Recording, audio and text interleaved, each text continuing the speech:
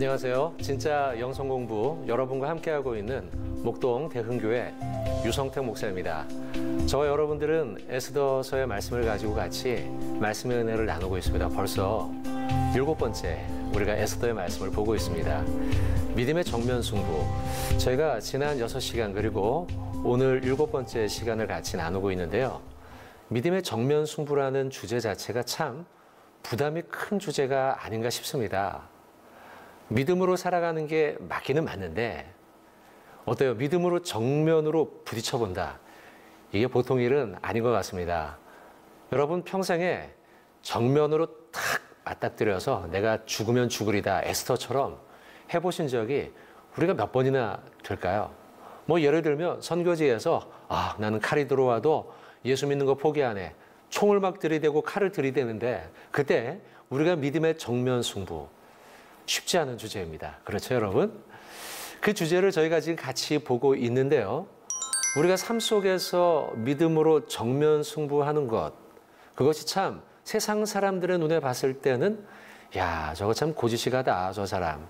융통성이 없다. 어째 저렇게 그냥 앞뒤 모르고 그냥 꽉 막혔을까? 뭐 이런 이야기를 듣기 딱 좋은 주제가 믿음의 정면 승부입니다. 교회 안에서는 이런 얘기를 하지 실제로는 우리가 믿음의 정면 승부를 한다고 하면 세상 사람들이 비웃을 만한 그런 주제다. 그럼에도 불구하고 여러분 에스더서의 말씀을 보면 진짜 에스더와 모르드게는요. 죽으면 죽으리다예요. 그런 마음으로 정면 승부하더라는 거예요. 그리고 오늘도 저와 여러분은 그 믿음의 정면 승부 이제 결론에 다다라 가고 있습니다. 오늘 7강을 하고 다음번 8강을 하면 이제 마무리가 되는데요. 이제 믿음의 정면 승부를 하면서 그 결론이 어떻게 나고 있는지를 오늘 그리고 앞으로의 말씀을 통해 좀 나누고자 합니다. 자, 7번째 그 주제는 기쁨과 나눔입니다. 기쁨과 나눔. 여러분 살면서 기뻐한 적 또 살면서 나눠본 적 아마 여러 차례 있을 겁니다. 뭐 이런저런 일로 우리가 기뻐하고 또 이런저런 일로 좋아서 나누기도 하고 했던 일들이죠. 근데 이 단어, 우리는 단어를 들을 때마다 그 단어가 주는 어떤 감정이 있지 않습니까? 지금 제가 여러분에게 두 가지 단어를 말씀드렸습니다. 기쁨과 나눔. 근데 이 단어는요, 들으면 들을수록 참 기분 좋은 단어예요. 기뻐하는 거예요. 하루 종일 막 기뻐하는 거, 막 웃는 거예요. 즐거워하는 거예요. 생각만 해도 여러분 너무 좋지 않습니까? 막 기뻐요.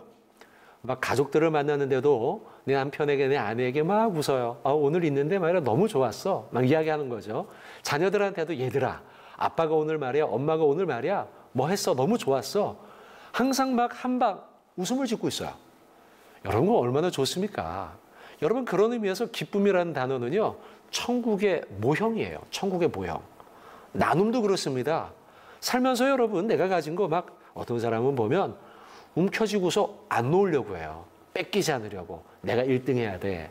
내가 잘 돼야 돼. 내가 성공해야 돼. 내가 부자 돼야 돼. 이러면서 잡은 거를 놓지 않으려고 한다는 거죠. 반면에 나눔이라는 거는요. 내가 얼마를 가졌든 상관없이 내가 가지고 있는 것들을 나의 가족과 나의 이웃과 나의 성도, 주변 사람들에게 베풀어 주는 것. 듣기만 해도 막 좋지 않습니까? 이런 삶이 천국의 삶이라는 거죠. 여러분 성경 이사야서 11장 6절의 말씀을 보시면 그때에 이리가 어린 양과 함께 살며 표범이 어린 염소와 함께 누우며 송아지와 어린 사자와 살찐 짐승이 함께 있어 어린 아이에게 끌리며 여러분 이게 천국의 모양이에요. 막 그 사자와 어린 양이 막 같이 막 노는데요. 보통은 사자가 어린 양을 잡아먹잖아요. 그죠? 잡아먹질 않아요. 함께 살아요. 함께 웃으면서. 천국이죠. 사자는 어린 양을 막 짓눌러가지고 그를 먹이로 삼아야 되는데 그러지 않아요. 나누고 베풀어요. 함께 공존하고 있다는 거예요. 여러분 또 그 뒤에 있는 8절의 말씀도 그렇습니다. 젖 먹이는 아이가 독사의 구멍에 장난하며 막 손을 넣어요. 독사의 굴에. 그러면 어떻게 해야 됩니까? 독사가 물어야 되잖아요. 물질 않아요. 천국은 함께 공존하며 함께 베풀며 함께 나누는 곳이 천국 하나님의 나라라는 것이죠. 여러분 지금 우리가 보고 있는 에스더서의 결론은 기쁨입니다. 기쁨과 나눔이에요. 기쁨과 나눔. 마치 사자와 어린 양이 함께 기뻐하고 함께 나누는 것처럼, 어린아이가 독사굴에 손을 넣어도 함께 기뻐하고 함께 공존하는 것처럼, 그런 것처럼 지금 이 부름절의 마무리 부분, 에스더서의 마지막 부분은 바로 이와 같이 기쁨과 나눔이 주제가 되고 있다는 겁니다. 여러분, 저는 총신대학교, 사당동에 있는 총신대학교를 다녔습니다. 이제 학부 시절을 총신대학교 신학과를 다녔는데요.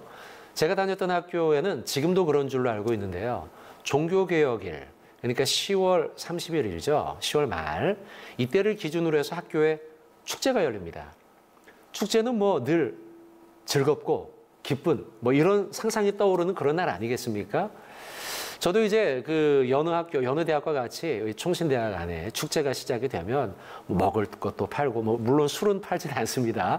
뭐 파전도 팔고 떡볶이도 팔고 먹을 것도 팔고, 또 과끼리 막 체육대회, 농구 시합, 축구 시합 막 이런 것도 합니다. 제 기억에는 이제 그 졸업반 때쯤인 것 같은데요. 도서관에 가서 이제 책을 좀 보려고 앉아 있었습니다. 축제 기간에요. 근데 친구가 막 들어오는 겁니다. 친구가 들어와서는 야, 송태가 지금 밖에 마라톤 대회 하는데 나랑 같이 나가자 그러는 거예요. 저는 마라톤은 별로 좋아하지 않습니다. 보통 농구나 축구 같은 공놀이는 좋아하는데요.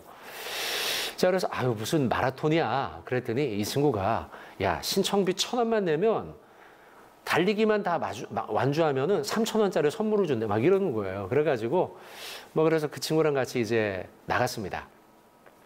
뭐 운동화야 신고 왔으니까 뭐 근데 운동복은 입지 않고 그냥 뭐 완주한다는 마음으로 달리기 대회 나갔어요. 이제 준비 땅 하고 달리기를 했습니다.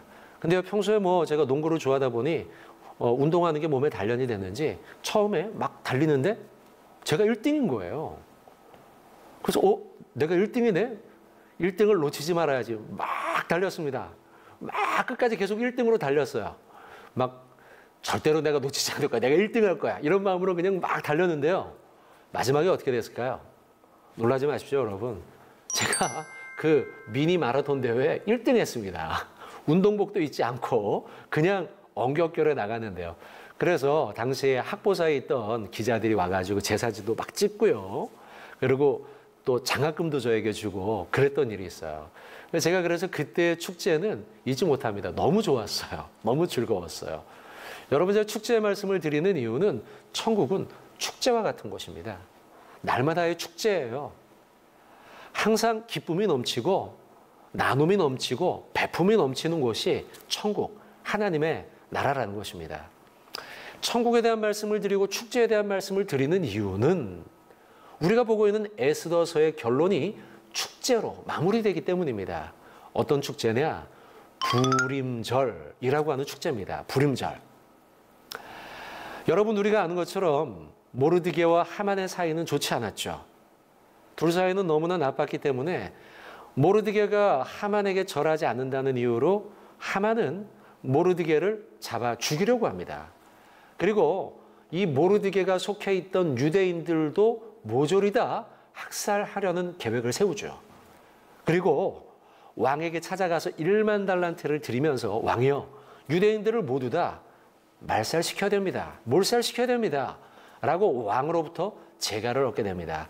아달월 14일에 13일에 모두 다 죽게 될 지경이었어요. 그래서 유대인들이 모두 다 그 앞에 엎드려가지고 막 이제 뭐 하고 이런 이야기들 우리가 쭉 보지 않았습니까? 그리고 하나님께서 도우심으로 밤에 하나님이 역사하셔서 왕의 마음을 돌이키고 결국은 유대인들이 다 살아나게 되더라. 하만 그는 죽고 모르드게와 유대인과 에스더는 승리하게 되더라. 그래서 여러분, 이 사건을 계기로 해서 부림절이라고 하는 절기가 생겨나게 됩니다. 바사시대, 페르시아 시대죠. 이 시대 때에 유대인들이 하만으로 인해서 모두 다 학살당할 위기였어요. 그러면 끝났겠죠, 진짜. 근데 이때 하나님의 역사로 또 에스더와 모르드게, 유대인들이 믿음으로 정면 승부함으로써 이 학살의 위기로부터 모르드게, 에스더, 유대인들이 벗어나게 돼요. 살아나게 된다는 거죠. 이것을 기념해서 생겨나게 된 절기가 바로 불임절이라는 것입니다. 불임절이 생겨나서 이들은 죽을 위기에서 벗어나고요. 또 그들이 다 몰수히 빼앗겨왔던 재산과 그리고 그들의 신분, 박탈당한 신분들을 다시 회복하게 되더라는 거예요. 그래서 이때를 기준으로 하여 불임절이라는 절기가 생겨났고 이때 불임절에 특별한 정신이 세 가지가 등장하게 됩니다. 자, 성경 에스더 9장 22절의 말씀을 보면 그 정신이 세 가지가 등장하고 있는데 한번 보시겠습니다. 이날에 유대인들이 대적에게서 벗어나서 평안함을 얻어 슬픔이 변하여 기쁨이 되고 애통이 변하여 길한 날이 되었으니 이 두 날을 지켜 잔치를 베풀고 즐기며 서로 예물을 주며 가난한 자를 구제하라 하매 아멘. 여러분 여기 지금 세 가지 정신이 나오는데요. 첫 번째는 뭐냐면 기쁨을 나누라는 거예요. 기쁨을 나누라. 그리고 두 번째는 뭐냐면 잔치를 베풀고 예물을 주라는 거예요. 선물을 나누라는 거예요. 세 번째는 뭐냐? 서로 어려운 사람들을 도와주라는 거예요. 그 가운데 첫 번째, 불임절의 축제에 등장하는 첫 번째 정신은 바로 즐기는 것입니다. 기뻐하는 것입니다. 기뻐할 수밖에 없어요, 여러분. 왜요? 죽다가 살아났으니까요. 여러분, 죽다가 살아났다 생각해 보십시오. 나의 아버지가 큰 질병에 걸려서 죽을 위기였는데 기적과 같이 살아났어요. 여러분, 그러면 하룻밤 잠 안 자도 막 엔돌핀이 막 솟아날 겁니다. 하룻밤, 이틀밤 안 자도요, 너무 좋을 거예요. 나의 아내가 죽다가 살아났어요. 그럼 얼마나 좋겠어요. 내 자녀가 죽다가 살아났어요. 얼마나 좋겠어요, 여러분. 근데 여러분 지금 에스더, 모르드게 그리고 유대 민족 전체가 죽다가 살아난 거예요. 그러니 여러분 너무나 기분이 좋은 것이죠. 좋아하지 않을래야 않을 수가 없어요. 기뻐하지 않을래야 않을 수가 없어요. 여러분 만약에 이날 부부끼리 부부싸움 했어도요, 죽다가 살아나서요, 이들은 너무 좋았을 거예요. 기뻐했을 거예요. 그게 바로 아달월 13일, 그 다음 날인 14일에 지켰던 불임절 절기의 정신인 거예요. 여러분, 우리 그리스도인들은 이 정신에 따라 살아야 됩니다. 여러분, 불임절이 에스더서에서만 국한되는 게 아닙니다. 우리 그리스도인들은 모두 다 이 불임절의 정신, 우리의 평소의 삶 속에서 이어져야 한다는 거. 무엇입니까? 기뻐하라는 것이에요. 기뻐하는 것. 왜 기뻐합니까? 유대인들과 모르드게 에스더가 죽음에서부터 살아난 것처럼 저와 여러분들도 영원한 죽음을 당할 수밖에 없었던 우리의 존재, 죄인된 신분, 이것이 예수 그리스도로 인하여서 새로운 생명을 얻었기 때문이죠. 좀 다르게 표현하면 이 유대인들은 이 제사상, 아니 이 초상집 같은 분위기에서요, 이제는 모두 살아나서 축제와 같은 잔치집으로 바뀌었다는 거예요. 잔치집. 우리 그리스도인들도 그렇죠. 우리 죄로 인해서 죽을 수밖에 없는 초상집이었어요, 우리는. 근데 예수 그리스도로 말미암아서 우리는 이제 새 생명을 얻고 잔치집과 같은 축제를 누리는 거예요. 여러분, 그래서 우리는 그리스도인으로 산다면 불임절의 정신, 기뻐하는 삶을 살아가야 한다는 것이죠. 예수님이 이 땅에 오셨을 때 여러분, 제일 첫 번째 베푼 기적이 뭔지 아십니까? 가짜로 시작하는 가나의 혼인잔치. 아시죠, 여러분? 물을 포도주로 바꾼 기적이죠. 가나라는 동네에서 잔치가 베풀어졌습니다. 혼인잔치죠. 예수님도 그 자리에 갔습니다. 그 자리에 가셔서 잔치에 참여하여서 즐겁게 시간을 보내고 있는데요. 그만 그 집에 포도주가 떨어진 것이죠. 어찌할 바를 몰랐죠. 그때 예수님께서 그 하인들에게 이야기하죠. 저기 가서 저 물동에 있는 물을 가져와라. 포도주로 바꾸어 주시겠다는 거죠. 그리고 실제로 포도주로 바뀌었죠. 그죠? 근데 여러분, 여기서 그 물이 중요합니다. 물의 정체. 여러분이 옛날에 혹시 이거에 대한 설교를 들으셨다 한번 기억을 떠올려 보십시오. 아니면 성경 공부를 하다가 이 말씀을 읽은 적이 있다면 떠올려 보십시오. 여러분, 그 물의 정체가 뭘까요? 어떤 물일까요? 여러분, 그 물은 식수가 아닙니다. 마시는 물이요. 그럼 무슨 물일까요? 여러분, 잔치 자리는요, 이런저런 더러운 부정한 것이 묻기 쉬운 자리입니다. 이 사람 저 사람 부딪히기 쉽고요. 이 사람 저 사람 옮겨 다니고 음식도 왔다 갔다 하고요. 그런 가운데 이 잔치에 참여한 사람들의 손이 더러워질 수 있는 거예요. 물의 용도는 뭐냐? 자, 이제 감이 오시죠, 여러분? 손을 씻기 위한 정결 도구예요. 더 정확하게 말씀드리면 구약의 율법 가운데 정결 의식을 치르기 위한 율법의 도구였다는 거예요. 그래서 이 물을 잔치자리 곳곳에 놔뒀습니다. 사람들이 거기서 이렇게 물을 씻는 거예요, 손을요. 손을 씻는다는 건 그저 손을 깨끗하게 해서 먹는 그 의미가 아니라 유대인들에게 있어서 이것은 율법을 지키는 정결 의식인 거예요. 근데 율법의 도구였던 그 물을 예수님은 지금 뭘로 바꾸셨습니까? 그렇죠. 포도주로 바꿨습니다. 포도주는 어떤 의미입니까? 잔치자리에 빠질 수 없는 잔치의 도구예요. 축제의 도구예요. 여러분, 그래서 예수님께서 가나의 혼인잔치를 그래서 물을 포도주로 바꾼 이 기적이 첫 번째 기적인 데는 의미가 있어요. 어떤 의미입니까? 예수님이 이 땅에 오심으로 인해서 구약의 칙칙하고 우리가 해결할 수 없는 율법의 시대가 끝나고 이제 예수님이 오심으로 이제부터는 축제의 시대가 시작됐다는 거예요. 이게 가나 혼인잔치의 의미예요. 영적 의미예요.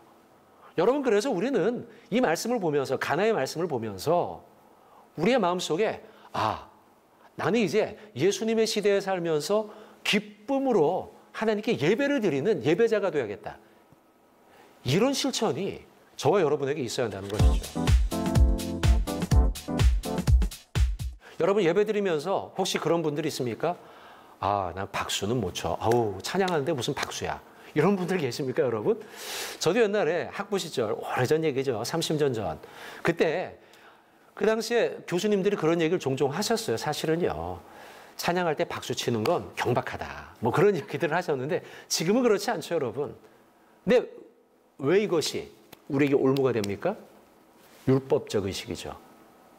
어떤 규칙에 따라 내가 예배 드려야 한다는 거예요. 여러분, 예배 시간에 팔 드는 건 어떻게 생각하십니까?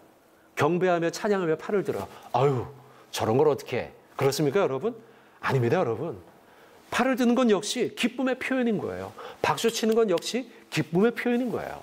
여러분, 이번 주일날 교회 가신다면 찬양하며 기쁨의 찬양을 할 때 여러분 마음 가운데 있는 기쁨을 꼭 표출하십시오.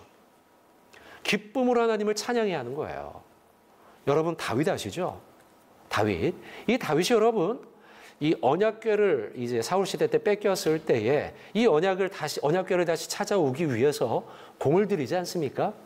언약궤를 움직이고서요, 불과 6발자국 옮기고 또 제사 드리고 6발자국 움직이고 또 제사 드리고 그리고 마지막에 그것이 당도할 때 언약궤가 당도했을 때 다윗은요 정말 온 마음과 정성을 다해서 춤을 췄어요. 왜요? 기쁘니까. 다윗은 여러분 그런 정신이 있었어요. 내 안에 하나님이 베푸신 놀라운 일들에 대한 감사와 기쁨, 그리고 그 기쁨을 막 표현했죠. 그래서 사울의 딸 미갈이 그걸 저 먼 창밖에서 보고서는 아이고 저 왕이라는 사람이 하체를 다 드러내놓고 저렇게 춤추네. 근데 그것이 별로 좋지 않은 표현이었죠. 하나님 앞에서 우리는 다 누구와 같습니까? 어린아이와 같은 것이에요. 아버지 앞에 서 있는 어린아이. 그러니 우리는 마음껏 기쁨을 표현해서 하나님께 예배하는 게 마땅하다는 것입니다. 불임절, 우리가 지금 보고 있는 에스더서의 말씀 마지막 부분, 불임절의 절기 축제. 이 축제의 정신은 바로 기쁨이에요, 기쁨. 기쁨으로 하나님께 경배하며 찬양하라는 거예요. 왜요? 너희가 살아났으니까. 죽었다 살아났으니 너희는 기뻐하라. 라는 것입니다. 여러분, 우리의 삶 속에서도 그렇습니다.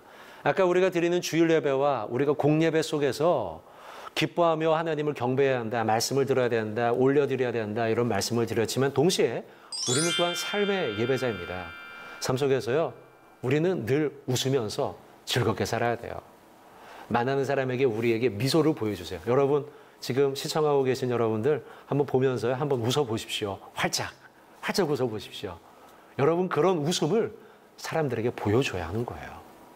그게 부림절의 정신이요, 우리 구원받은 자들의 마땅히 살아가야 할 바라는 것이죠. 여러분, 데살로니가전서 5장 16절로 18절은 우리가 너무 잘 아는 말씀 아닙니까? 항상 기뻐하라, 쉬지 말고 기도하라, 범사에 감사하라. 이것이 그리스도 예수 안에서 너희를 향하신 하나님의 무엇이에요? 뜻입니다. 할렐루야. 여러분, 그렇습니다. 항상 기뻐하는 것이 우리 그리스도인들이 살아가야 할 삶의 자세라는 걸 꼭 믿으시길 바랍니다. 그리고 여러분, 이것이 오늘 우리가 보고 있는 에스더서가 부림절의 절기를 통해 가르쳐주고 있는 그리스도인의, 하나님을 믿는 자녀들의 정신인 것입니다. 우리 모두는 믿는 자녀이며 웃는 자녀가 되어야 할 줄로 믿습니다. 여러분, 아브라함의 아내 이름 아십니까? 사라죠. 사라. 옷을 사라, 아니면 꽃을 사라, 이런 사라가 아니고요. 사라. 여러분, 이 사라는 아들을 낳지 못했죠. 아들을 낳지 못해서 고생했어요. 나이 먹도록. 아브라함 마찬가지죠. 그 가운데 하나님이 아브라함에게 아들을 주시죠. 아들을 주기 전에 하나님의 천사를 보내서 이제 아들을 낳을 것을 알려줍니다. 하나님의 천사와 아브라함의 대화를 나누고 있는데요. 대화를 나누는 그 장막 밖에서 사라가 그걸 듣고 있었어요. 무슨 이야기 하나 이렇게 들어봤죠. 들었는데요. 듣고 보니 자기가 아이를 갖는다는 이야기예요. 이때 어떻게 했는지 아십니까? 자, 성경 한번 보십시오. 창세기 18장 12절 말씀입니다. 사라가 속으로 웃고 이르되 내가 노쇠하였고 내 주님도 늙었으니 내게 무슨 즐거움이 있으리요. 이 표현은 뭐냐면 여러분, 사라는 지금 하나님의 사람과 아브라함의 이야기, 대화를 믿지 못한 거예요. 그리고 뭐 했다고 합니까? 속으로 웃었다. 이 웃음은 기쁨의 웃음이 아니라 약간은 믿을 수 없는 자조적 웃음이죠. 약간은 비웃음이며 헛웃음이에요. 가짜 웃음이에요. 아유, 내가 나이가 지금 몇 살인데 아이를 가져? 라고 하는 믿을 수 없다는 피식의 웃음이에요. 여러분, 근데 나중에 어떻게 됩니까? 사라가 아이를 실제로 낳죠. 아이를 낳고 난 다음에 사라가 어떻게 됐는지 아십니까? 자, 창세기 21장 6절입니다. 21장 6절 같이 한번 우리 말씀 보겠습니다. 사라가 이르되 하나님이 나를 웃게 하시니 듣는 자가 다 나와 함께 웃으리로다. 여기도 웃는다는 표현이 두 번이나 나오죠. 사라가 이르되 하나님이 나를 진짜 웃게 하셨다는 거예요. 아까 그 전에 있던 그 말씀에서는 믿을 수 없는 피식의 웃음이었어요. 피식 이거였는데 진짜 아이를 낳고 난 다음에 사라가 말하기를, 고백하기를 하나님이 나를 진심으로 웃게 하시는구나. 그리고 이 모든 이야기를 듣는 자가 다 나와 함께 진심으로 웃기를 바란다. 웃게 될 것이다. 라고 이야기하죠. 그리고 낳은 아들 이름이 뭐죠? 이삭이죠. 그리고 이삭의 뜻이 뭔지 아십니까? 웃음이에요. 웃음. 사라의 이야기는 우리에게 던져주는 메시지가 있습니다, 여러분. 우리 그리스도인들 어떻게 살라는 거예요? 웃으면서 살라는 거예요. 슬퍼하지 말고 기뻐하며 웃으며 살라는 거예요. 오늘 본문 에스더서 우리에게 주는 메시지 동일합니다, 여러분. 죽을 위기였던 모르드게 유대인들 에스더 다 죽게 생겼어요. 근데 하나님이 살리셨죠? 이 왕의 바이오리듬을 바꿔가지고 살리셨죠? 그죠? 밤에 잠이 오지 않도록 만들고, 그리고 그로 하여금 책을 꺼냈는데 모르드게의 좋은 이야기를 듣게 만들고, 그러면서 하나님이 살려주셨어요. 그 뒤로 그들은 어떻게 해야 된다는 거예요? 웃어야 된다는 거예요. 기뻐해야 한다는 거예요. 아까 잠깐 보았던 이 데살로니가서의 말씀처럼 항상 기뻐하라. 기쁨의 삶을 사는 게 우리가 살아가야 할, 그리스도인들이 살아가야 할 삶의 자세요. 오늘 우리가 살펴보고 있는 에스더서와 우리에게 가르쳐주고 있는 하나님의 말씀의 진리인 줄 믿으시길 바랍니다. 이사야 61장 3절의 말씀을 보시면 이렇게 기록하고 있습니다. 무릇 시온에서 슬퍼하는 자에게 화관을 주어 그 죄를 대신하여 기쁨의 기름으로 그 슬픔을 대신하며 찬송의 옷으로 그 근심을 대신하시고 그들이 의의 나무 곧 여호와께서 심으신 그 영광을 나타낼 자라 일컬음을 받게 하려 하심이라. 아멘. 여러분, 이 말씀을 통해 우리에게 주는 세 가지예요. 첫 번째, 승리의 화관을 주시겠다는 거예요. 슬퍼하는 자에게. 슬퍼하는 자에게 기쁨으로 기름을 발라주시겠다는 거예요. 그리고 기쁨으로 찬송을 하는 찬송의 옷을 우리에게 주시겠다는 거예요. 그래서 근심을 대신하겠다는 거예요. 자, 우리 사랑하는 시청자 여러분들, 저와 여러분들도 이제는 근심을 다 떨쳐버리고 불임절의 정신, 에스더의 정신, 구원받은 자로서 살아갈 그리스도인의 정신, 승리의 화관을 쓰시고 기쁨의 기름을 온몸에 바르시고 그리고 찬송의 옷을 입고 살아가는 저와 여러분 되시길 주님의 이름으로 부탁을 드리겠습니다. 자, 두 번째 정신입니다. 불임절이 우리에게 가르치고 있는 두 번째 정신. 자, 에스더서 9장 22절의 말씀을 보고 계속 연이어 말씀을 나누도록 하겠습니다. 이날에 유다인들이 대적에게서 벗어나서 평안함을 얻어 슬픔이 변하여 기쁨이 되고 애통이 변하여 길한 날이 되었으니 이 두 날을 지켜 잔치를 베풀고 즐기며 서로 예물을 주며 가난한 자를 구제하라 하매. 자, 우리가 첫 번째 봤던 정신은요, 기뻐하라는 것이었죠. 즐거워하라는 것이었어요. 두 번째 정신, 세 번째 정신은 뭐냐면 예물을 서로 주고받고 그리고 가난한 자를 구제하는 일이에요. 자, 두 번째, 세 번째를 따로 보지 않고 한 가지로 묶어서 말하면은요, 나눔과 배품이라는 거예요. 에스더서의 정신, 불임절의 정신은 무엇이냐? 바로 나눔과 배품이에요. 이 불임절이라는 말은요, 어디서부터 유래된 말이냐면 부르라고 하는 말입니다. 부르는 제비를 뽑다라는 뜻이 있습니다. 제비를 뽑다. 제비를 뽑는데 누가 제비를 뽑았냐면 이 하만이 유대인들을 죽이기 위한 날짜를 제비 뽑았어요. 아달월 13일이었죠. 그리고 그날은 이제 지금 우리가 세고 있는 달력, 태양력이죠. 이 기준으로 하면 대략 2월 말에서 3월 초가 됩니다. 이때 이제 우리나라 구정처럼 이 날짜가 약간씩 좀 달라집니다. 그래서 9월 말에서 3월 초 사이 정도 왔다 갔다 하고 있습니다. 그런데 그 날짜를 뽑은 부르라는 말에서 출발을 해서 불임절이 된 거예요. 근데 처음에는 죽을 날짜로 뽑혔지만 이날이 나중에는 살아나서 잔치의 날짜로 뽑힌 것이죠. 잔치의 자리에 빠질 수 없는 게 무엇이냐면 바로 선물이었던 거죠. 그리고 어려운 사람들을 돕는 구제였던 것이죠. 그래서 불임절의 정신, 두 번째, 세 번째 묶어서 이것은 바로 나눔이라는 겁니다. 그래서 오늘 저와 여러분이 나누고 있는 이 강의의 제목이 기쁨과 나눔이에요. 기쁨과 나눔. 나눔. 여러분, 이들은 나눌 수밖에 없었습니다. 왜냐? 어려움 가운데 그 어려움을 극복하고 그 극복 속에서 서로 애틋한 정들이 쌓이기 시작했기 때문이죠. 여기 유대인들은 모르드게와 함께 성 앞에 앉아가지고 왕이시여 우리를 살려주시옵소서 살려주시옵소서 외치지 않았습니까? 그죠? 그러다 하나님이 도우셨죠. 그러나 하나님이 도우시는 역사가 일어나기 전까지 이들은 며칠이고 계속해서 왕 앞에 간청했어요. 혼자 한 게 아니죠. 옆 사람과 같이 유대인들이 잔뜩 몰려가지고 앉아가지고는 계속 그들이 살려주십시오, 살려주십시오 라고 했다는 것이에요. 그렇게 살려달라고 간청하는 가운데 이들은 서로 정이 쌓였죠. 그 속에서 하나님의 축복으로, 하나님의 도우심으로 이들은 구원을 받게 되고, 그리고 이 구원의 역사가 끝나고 난 다음에 유대인들은 서로 옆에 같이 고생했던 사람들에 대한 정과 마음들, 애틋한 마음들이 교감이 이루어지게 된 것이죠. 그리고 이 불임절의 축제가 시작이 되자 서로는 서로에게 선물을 주고 또 같이 있었던 사람들 중에 어려움을 겪은 가난한 사람들이 있었다면 내가 가진 것을 조금 떼어서 나누어 주게 되었다라는 거예요.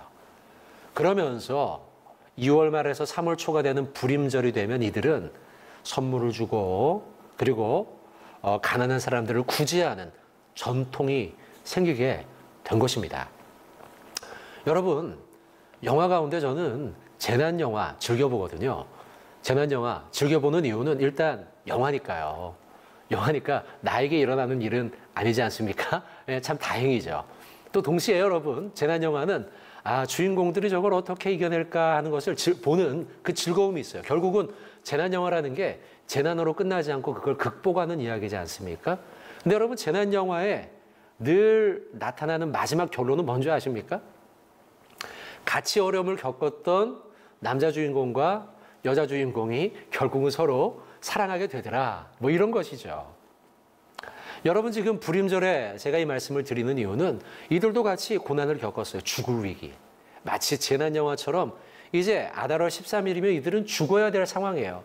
그 속에서 같이 고생을 하면서 이들은 뜨거운 동지애를 느끼게 되었다는 것이죠. 아마 중간중간 이랬을 겁니다. 통곡을 막 하면서 왕이여 우리를 살려주시옵소서 살려주시옵소서 하면서 통곡을 하다가 중간에 잠깐 멈추고는 옆 사람하고 대화했을 거예요. 여보게 김씨, 우리 이러다가 진짜 죽는 건가? 여보게 이씨, 우리 진짜 아달월 13일이면 모두 다 죽는 거야? 우리 아들은 어떻게? 우리 딸은 어떻게?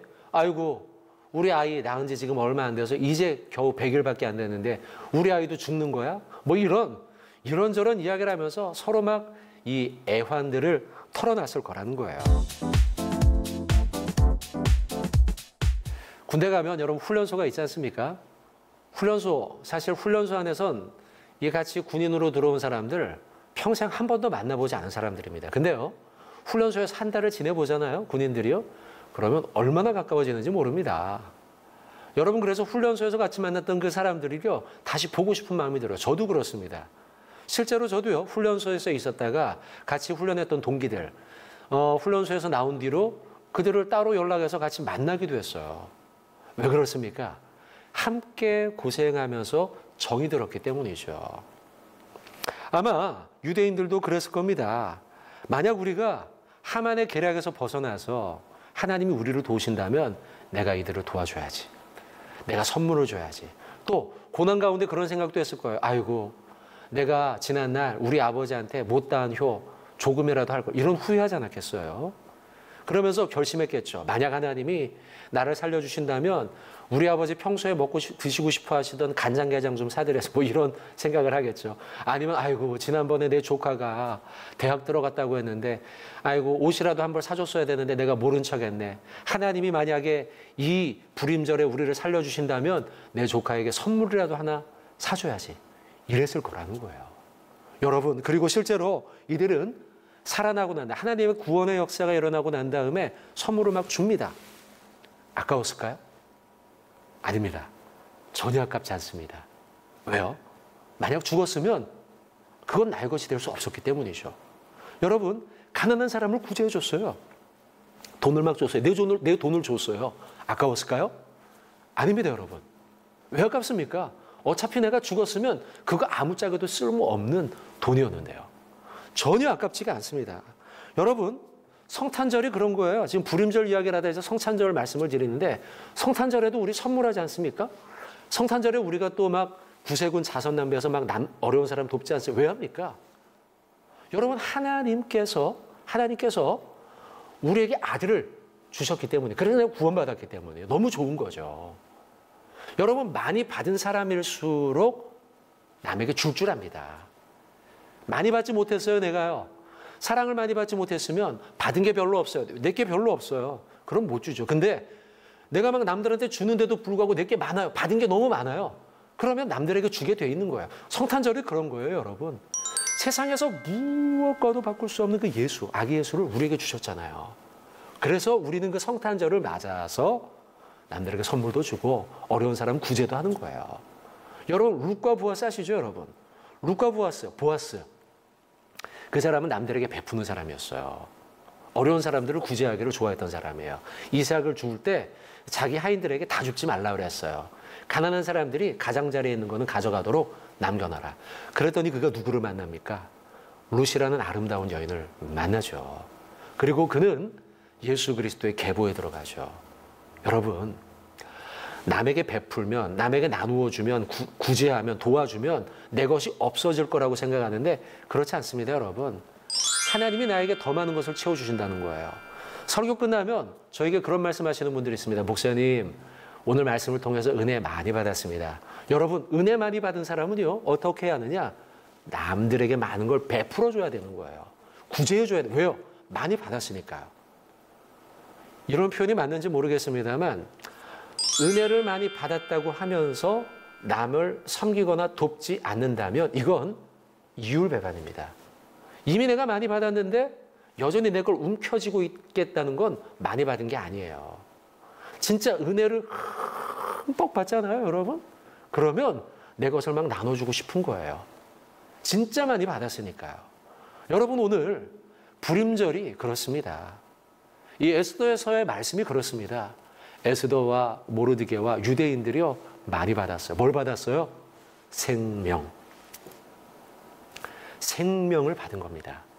무엇과도 바꿀 수 없는 그 생명을 받으니까 이들은 기쁨의 삶을 살고 그리고 나눔의 삶을 살고 선물을 주고 가난한 자를 구제하는 삶을 살게 되었다는 거예요.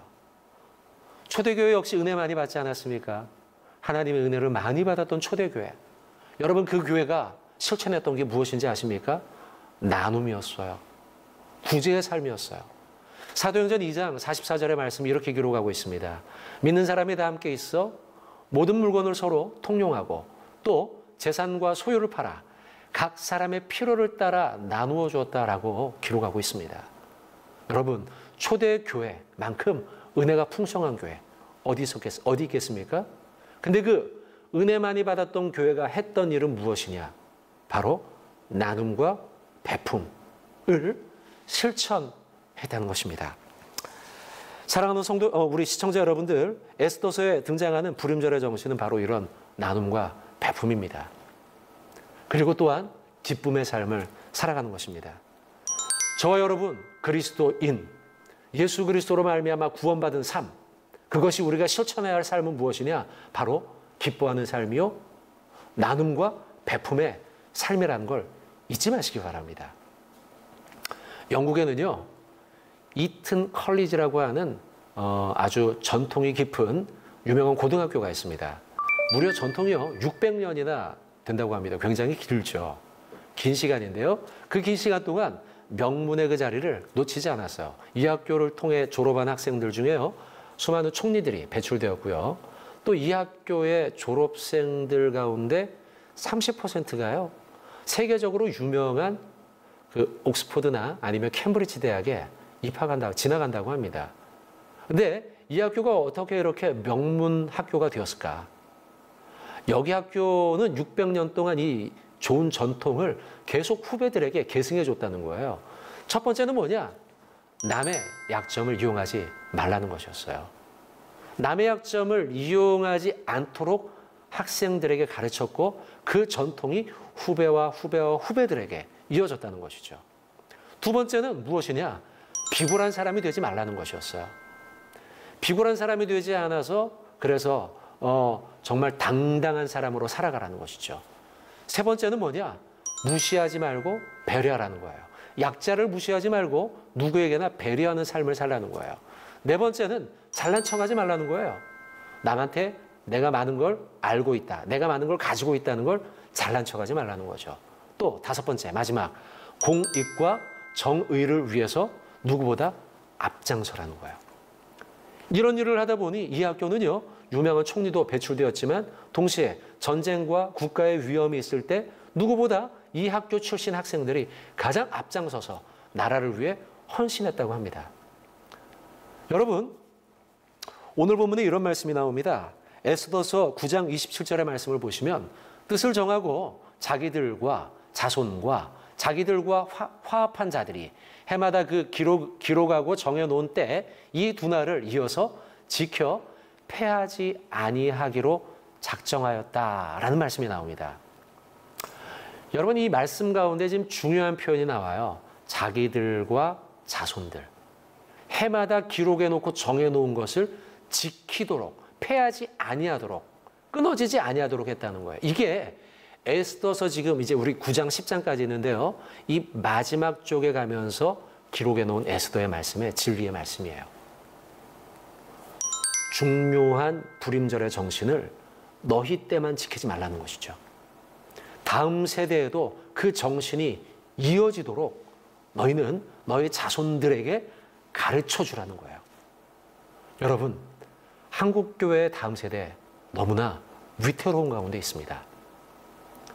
심지어 여러분, 다음 세대의 복음화율이 3%대라고 이야기하지 않습니까? 3%면 여러분 100명의 학생들 가운데 몇 명만 믿는 겁니까? 3명이 믿는 거예요. 50명 가운데 1.5명이 믿는 거예요. 한반에 예수 믿는 아이들을 1명, 2명 찾기가 어려운 시대가 되었다는 거예요. 왜 이렇게 됐습니까? 여러분, 우리는 에스더 9장 27절의 말씀을 다시 한번 우리의 머리와 가슴에 새겨야 합니다. 나만 예수 믿고 끝나선 안 되는 것입니다. 내가 예수 믿고 그리고 내가 예수 믿은 그 성경의 진리의 정신들, 가르침들, 이 영적인 가치들, 영성들, 이것을 나의 자녀들에게 가르쳐줘야 하는 것입니다. 그래서 불임절의 정신이 지금도 계속 이어지고 있어요. 그 이어지고 있는 그 정신처럼 우리 그리스도인들도 올바른 것들을 우리 후손들에게, 하나님의 말씀을 후손들에게 가르치고 전수해야 한다는 것이죠. 한때 뉴스에 계속적으로 오르내렸던 좋지 않았던 뉴스죠. 우리나라 모 항공사에 있었던 일인데요.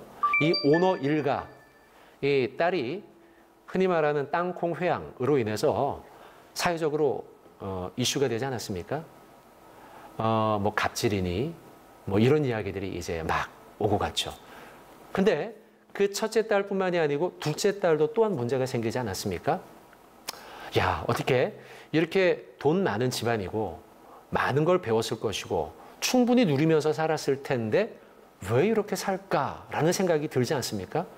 근데 좀 이따 엄마에 대한 기사가 또 나오지 않았습니까, 여러분? 제가 이것들을 보면서 우리는 우리의 자녀에게 무엇을 남겨줄 것인가?